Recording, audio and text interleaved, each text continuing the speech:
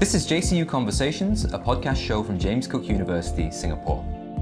Tune in as we ask experts in the industry more about their lives and their approach to success. Subscribe on Apple Podcasts, Spotify, or wherever you get your podcasts. Let's listen to today's episode. Hi, I'm Dr. Randy Zhu, lecturer in Information Technology at the Singapore campus of James Cook University. We have my colleague, Dr. Lijuan Shen, with us today. Dr. Shen is a senior lecturer in data science with the School of Science and Technology. Her work focuses on how data science and machine learning can support better decision-making for smart and resilient infrastructure systems. We'll be chatting about how data science and AI shape the world around us. From the smart infrastructure systems around us to technologies that quietly keep cities running safely and efficiently. Dr. Shen. Hi, Randy. Okay, welcome to the JCU Conversation. Maybe to start off, just to tell us a little bit about your research and teaching interests. My research sits at the intersection of data science and system resilience with applications in infrastructure systems that people rely on every day. And so, for example, like transport networks, power systems, telecommunication systems, and other urban services.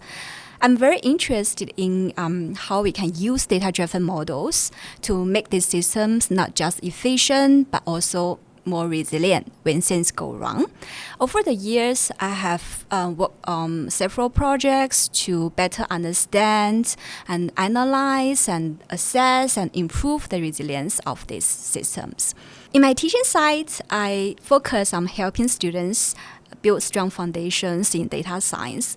And this includes theory, programming, and also look at problem solving and how to deal with the real world data and how to communicate the results clearly. I want the students to see what they learned in classroom actually can support better decisions in practice.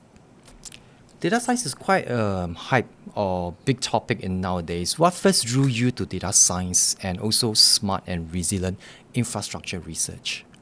What first drew me into data science was some research projects I did during my PhD. I have been working on using data to predict when the system is going to fail. I feel that in practice, data is often messy, incomplete, and uncertain, but it contains valuable information for us to understand how systems behave and where the vulnerabilities are. So data science provides a very strong tool to help us to extract useful information from that complexity. The data isn't just numbers for us, it is a tool to provide a way to help us to better understand how the complex systems work and how we can improve them to make the cities smarter and also more resilient. Wow. Here in Singapore and around the world, actually, there's a lot of talk about smart city, smart nation. When people hear smart city, they tend to think of like futuristic tech, cars flying around, robots, walking around the street. From your perspective, what actually makes a city smart? When people hear smart city, it's easy to think about futuristic technologies like robots, drones, or driverless cars. But from a data science perspective, what makes a city smart is when the city can sense what is happening and how to make use of that information and respond in a timely way. Our cities today generate a huge amount of data from sensors, cameras, or mobile device. We have a lot of data like traffic flow, or energy usage, and how people move around, how public services are used. So what makes a city smart is the ability to analyze that information and turn that into insights. So this could include like how we can understand the patterns to forecast any changes in demand or to identify any issues at the early stage. A very simple example is traffic management. Instead of reporting a congestion after it happens, a smart city can make use of the historical data or real-time data to forecast where the congestion is going to happen. So then we can adjust the operations or adjust the traffic lights proactively. So the intelligence is not the sensors, it's the ability to analyze that information and turn the insights into actions. So for me, smart city is also kind of data-enabled city. So it uses data to improve people's life, to operate more efficiently, and also to respond faster to emergencies. I think that makes a lot of sense because now it makes a lot of clarity in terms of what smart city sort of actually means. So for that to happen, a lot of systems need to be connected, I believe. So when systems are highly connected, resilience becomes crucial. What does resilient actually means here, and why is it so important in terms of a smart city context? Yeah, when people talk about resilience, actually we're talking about how systems behave when things go wrong. And the infrastructure systems face the disruptions all the time. And this could be like equipment failures, extreme weather, and cyber attacks, and a sudden demand change, and maybe other unexpected events. So systems should be resilient with the ability to recover, to withstand disruptions, to adapt and quickly recover from disruptions. This is not about like we can prevent all the problems. This is not possible. It's also about how we can reduce the impact and how we can speed up the recovery. This becomes very crucial today because the infrastructure systems becomes highly interconnected. So for example, transport networks depends on power, and power systems depends on communication, and communication rely on physical infrastructure. So if a disruption happens in one system, it can quickly cascade and affect many other systems.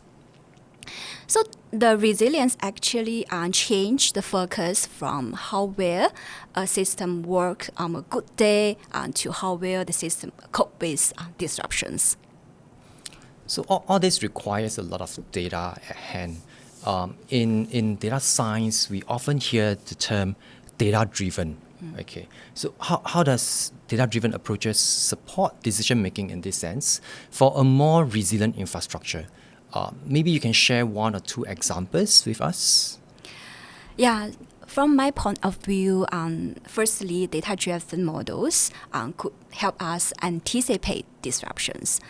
By analyzing the historical data or real-time data, we can identify the early warning signs. For example, this could be like a system is degrading faster than expected, or the demand patterns which could stress the system. So this kind of early warning signs would allow operators to act earlier before the disruption happen.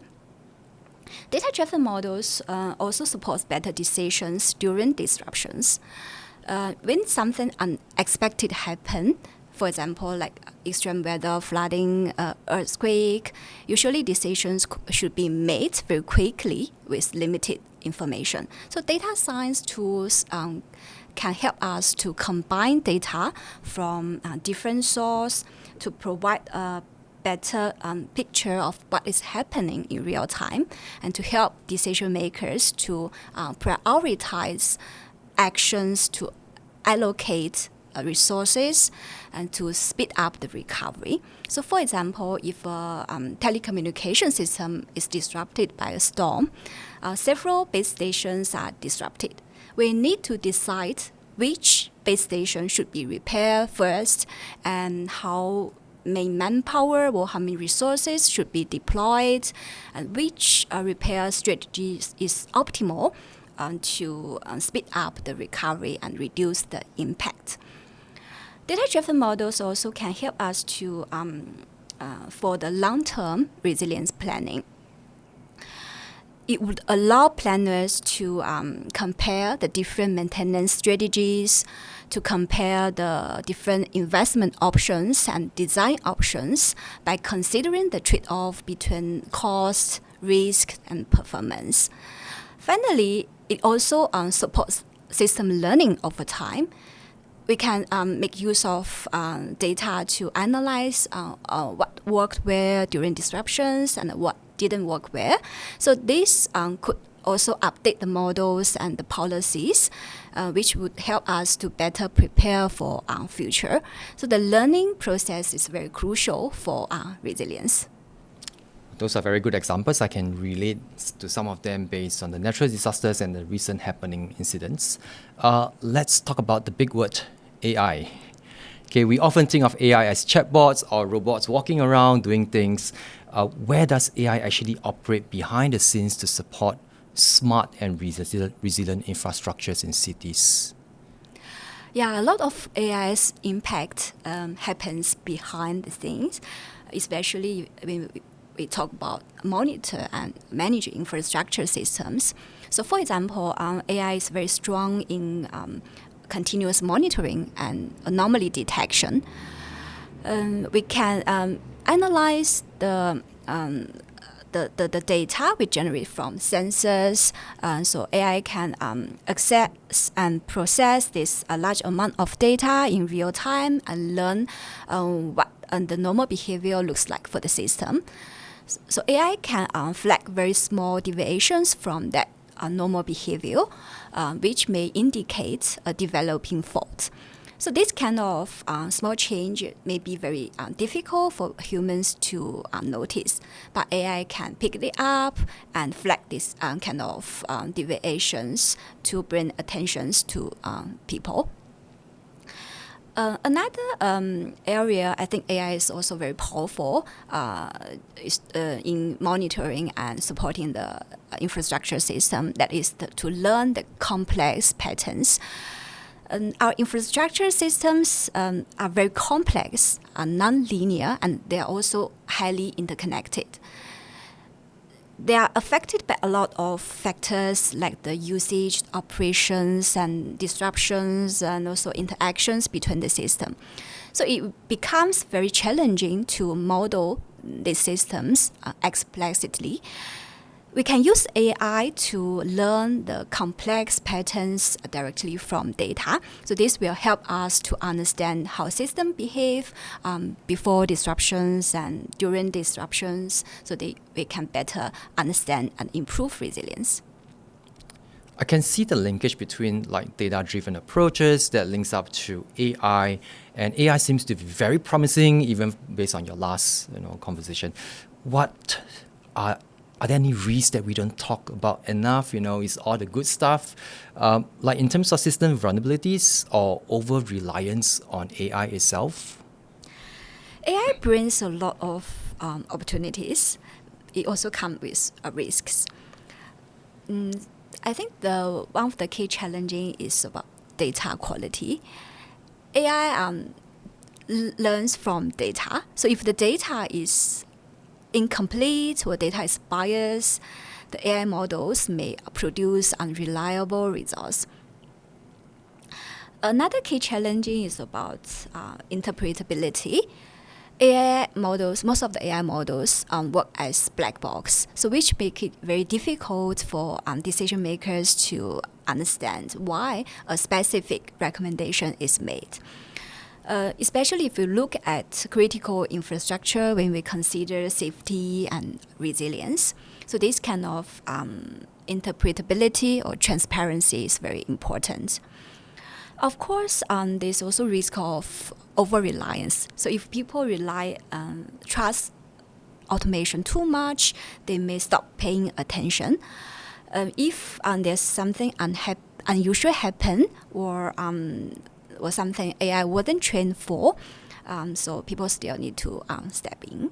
So it's always good to keep human in the loop. So AI can highlight the risks and to suggest recommendations, but people who should make the final decisions. That's a very good insight. what skills do you think our future grads will need? Because now into this context, we see that AI is a direction, AI is very promising.